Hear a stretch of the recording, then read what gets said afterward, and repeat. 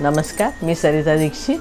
सरिता दीक्षित चॅनलवर आपलं स्वागत आहे. उन्हाळा सुरू झालेला आहे आणि उन्हाळ्याचे पदार्थ, वाळवणाचे पदार्थ एक एक तुम्हाला मी दाखवणार आहे.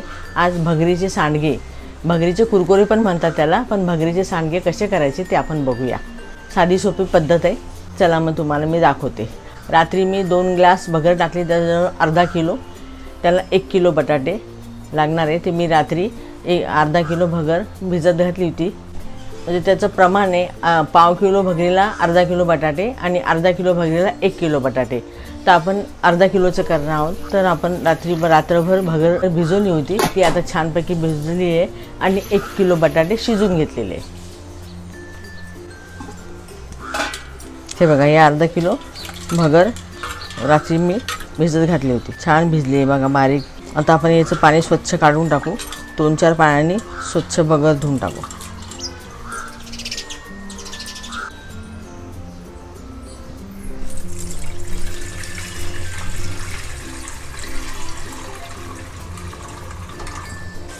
चांगले 2-3 पाणी स्वच्छ धुवायची भगर.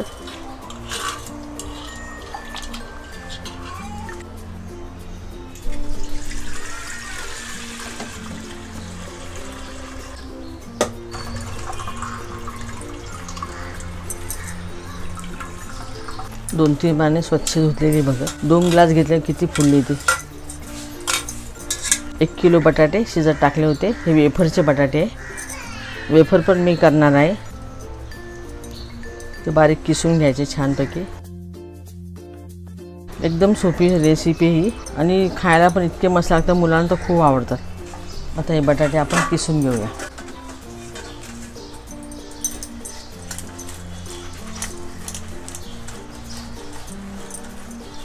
श्रावण महिन्यात भरपूर उपवास असतात.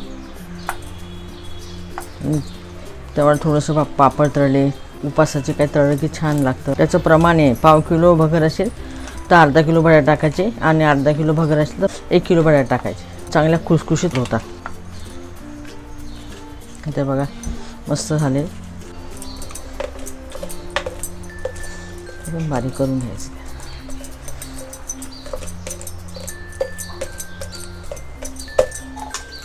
मस्त झाले. आता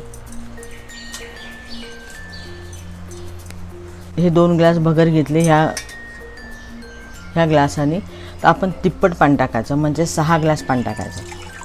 त्याचं प्रमाण आहे, पातळ होत नाही.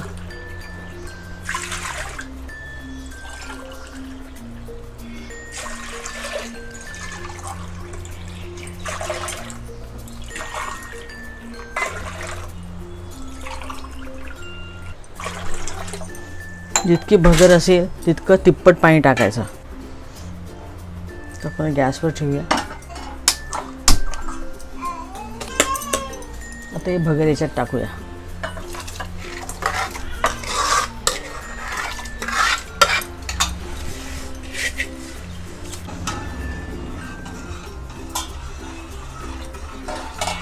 सारखी हलवायची ती, कारण मग खाली लागणार नाही.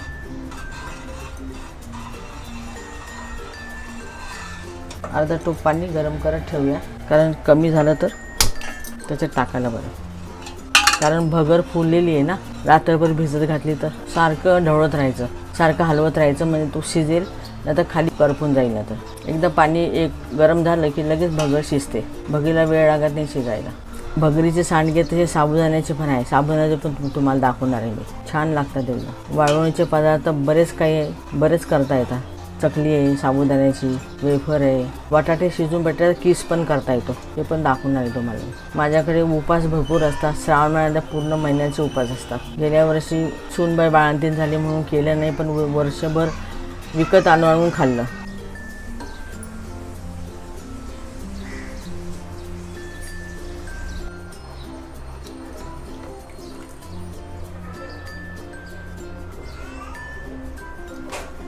मस्तपैकी शिजते आता ती.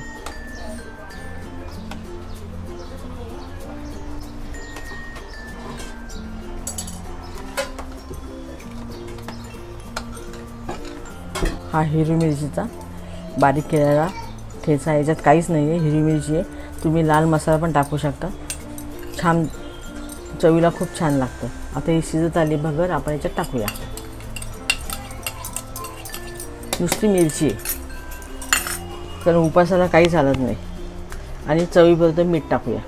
मीठ कमी टाकायचं, कारण वाळवणीचा पदार्थ आहे ना, तर मीठ खारट लागतं। मग आपल्या अंदाजे मीठ कमीच टाकायचं, ते सुकून एकदम व्यवस्थित होतं। मग आता बघा शिजत आली भगर। आता आपण हे बटाट्याचं कीस टाकून देऊ याच्यात।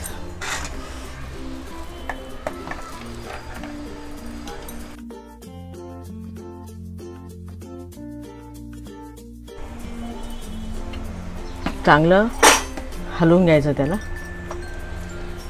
एकजीव करायचा।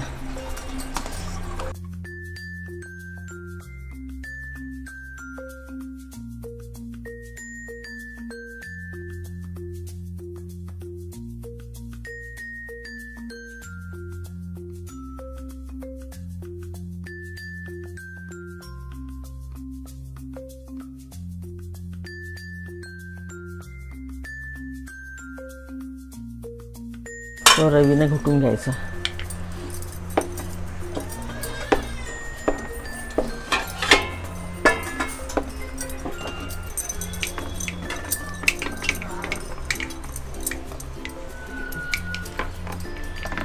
बटाटे असेल ना, ते असे घुटून घ्यायचं, मस्त होतात मग ते।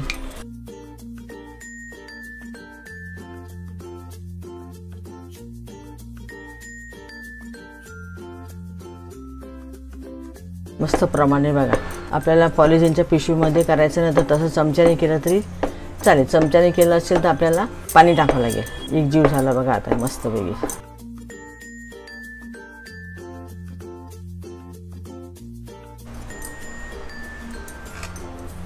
थोडं पाणी टाकावं लागेल याच्यात, थोडं घट्ट झालं ना, त्यासाठी गरम पाणी केलं मी, करून ठेवलं।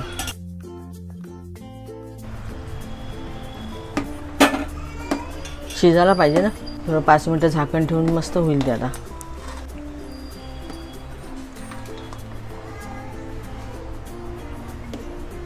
हे बघा मस्त झालं, सगळं एकजीव झालं बटाटाचा आणि त्याचा। ते आपण 5 मिनिटं थोडं झाकण ठेवूया, जास्त नाही, 5 मिनिटं ठेवूया। मस्त झालं एकदम झालं। आता हे आता आपण टेरेसवर जायचं, उन्हामध्ये ऊन पाहिजे याला। आमचं टेरेस फार मोठं आहे आणि ऊन पण भरपूर येतं। झालं आता हे।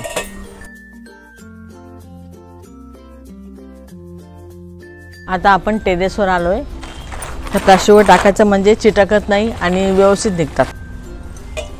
हे बघा किती मस्त पीठ फुलले, किती छान वाटतं एकदम, खायला पण एकदम चवीला लागतं। आता हाताने पण टाकू शकता।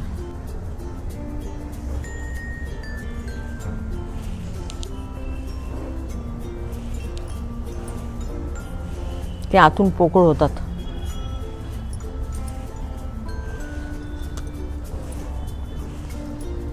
थोडं गरम आहे ते।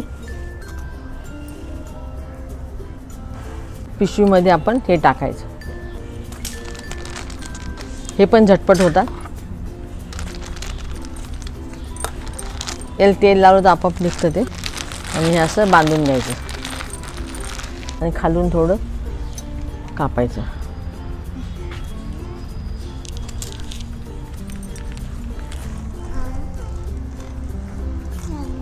पटापट टाकले जातात। कसे करा तुम्ही, लांब करा, म्हणजे पिशवीतून मस्त एकदम पाडल्या जातात।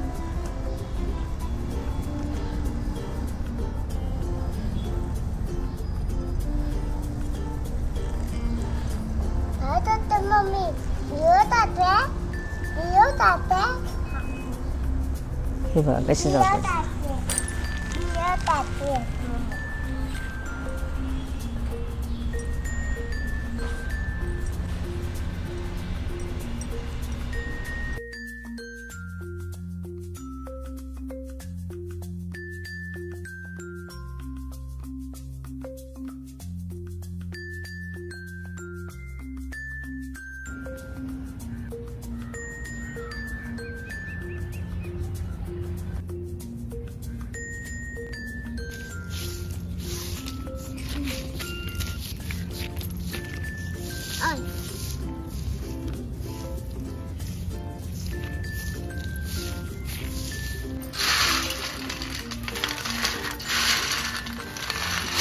किती कडक झाले बघा. आता आपण असं तळून बघूया.